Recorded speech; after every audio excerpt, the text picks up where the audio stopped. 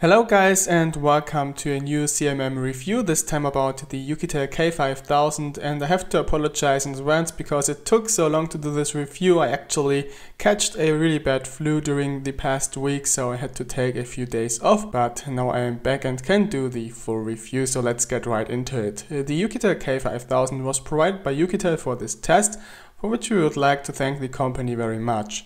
The scope of delivery includes a quick charger, USB Type-C cable, Type-C to 3.5mm adapter, a flexible protective cover, a quick start guide and a SIM needle. In terms of design, the Oukitel K5000 is extremely interesting for a budget phone. 3D glass is still very rarely found on the price range of less than 200 euros, but that's exactly what this phone offers on the back. In addition, the back provides a nice effect when light shines on it. Light lines are formed when light shines on it and they change depending on the angle of the light source. The pronounced curve on all sides provides a very smooth hand feeling and conceals the high thickness of 10.8mm very well. The glass on the back is quite robust but scratches over time, so if you want it to stay like new for a long time, you should use a cover. A solid metal frame provides the necessary sturdiness. Embedded in the frame's right are the hardware keys, on the left the SIM tray for 2 nano SIM cards or a microSD and 1 nano SIM card, as well as the USB Type-C connector and a microphone at the bottom. The front panel is largely covered by the display. The bezels above and below the display are slim enough to make the smartphone very compact. But touch buttons have been dropped for this. Operation is carried out via on-screen keys. The phone receiver is located above the display along the sensors. The smartphone lacks a status LED. Instead, there is a very bright LED flash, but this one isn't of much use since the front camera is very bad. With 1440 by 720 pixels, the display doesn't offer a high resolution considering that it's a 5.7 inches panel. But this is compensated by a high quality LCD panel which not only offers rich colors, but also a really good contrast and therefore looks quite good. The lower pixel density is rarely noticeable. The viewing angles could be slightly better, but this is complaining in a very high level since only large black areas tend to become grayish when viewed from the sides. Colors don't change. The screen brightness surprised us, it's bright enough for sunlight use. The Oukitel K5000 uses drag-and-trail glass for its screen, which has survived the testing period without scratches. The glass offers pleasant gliding properties and does a good job keeping those fingerprints away. The 5-point touchscreen performs well, responds quick and precise to inputs and has no problems with multi-touch detection. Occasionally, however, our test device had light ghost touches, but we cannot judge whether it's a general issue or a software or hardware problem. We were positively surprised by the performance. The MT6750T is no longer the newest chipset, and there are many smartphones with this SoC that are really slow. But the Oukitel K5000 shows that this is not due to the chipset, but rather due to poor optimization of those manufacturers. The Oukitel K5000 runs much smoother than most other smartphones with this processor, and the differences are actually noticeable across all situations. No matter which apps you use, everything runs much smoother than, for example, on a Mediatek Crystal or even the Oukitel K6000 Plus from the same manufacturer. Even in games, the performance difference is noticeable. Challenging games such as Asphalt Extreme run at usable frame rates even on highest graphics settings. Not always quite smooth, but nevertheless absolutely playable, and if you want to have a buttery smooth gaming experience, just reduce the resolution of the game by 1 level and the skipped frames are gone. What surprised us is that the RAM does not have a negative impact on performance. The 4GB are generous, but the throughput of 3.5GB per second is situated more in the lower spectrum. Considering the price tag, the 64GB internal memory is large and really fast since it reaches 268 Mbit per second when reading. When extending the memory via microSD card, the slot isn't a bottleneck. We were able to reach almost the maximum data rate supported by our testing card. There is a little surprise when looking at the sensors. In the past, all Oukitel smartphones lacked important sensors. However, this is not the case with the K5000. It packs a compass and a gyroscope, which both do work just fine. Even the fingerprint scanner doesn't suffer from any major issues. The sensor is very reliable and therefore absolutely suitable for daily use. It could be a little faster, but it's still an acceptable unlocking speed, and honestly, we prefer a slower but reliable sensor over a fast sensor with hiccups. Unfortunately, the Type-C port of this phone does not follow the standard and requires connectors with an extra length plug.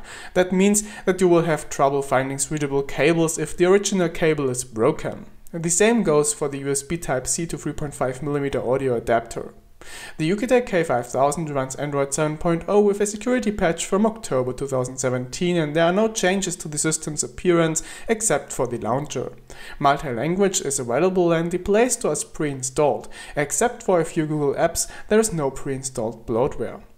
The Oukitel K5000 supports band 20 LTE but could not fully convince in mobile radio. This is simply due to the fact that the antenna seems to have some weaknesses in the frequency ranges used by 3G and 4G. There are no problems in well-covered areas, but in demanding situations you often have to live with 3G where other phones still receive 4G, and sometimes it also happens that the K5000 has no data reception at all, while other smartphones still receive a 3G signal. In Wi-Fi, the K5000 offers support for the ABGN standard and reaches 70 to 80 Mbit per second in the downstream test next to the router, as well as 25 Mbit per second a floor below. We have never had signal losses.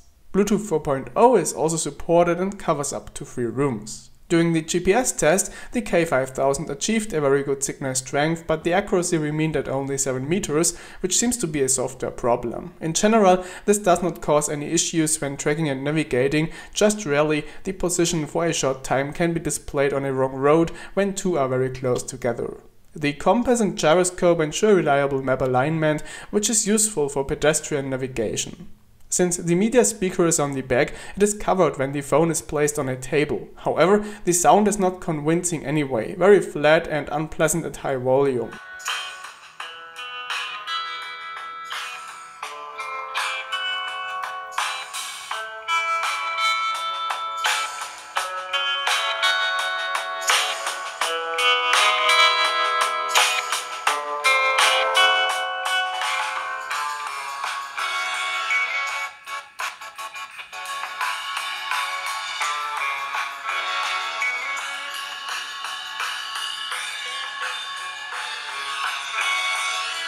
The included 3.5mm adapter delivers a good sound quality. We would have preferred a real headphone jack though.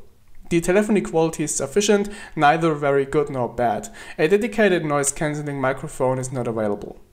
The cameras inside the Oukitel K5000 have disappointed us, although the advertised sensors are actually on the board.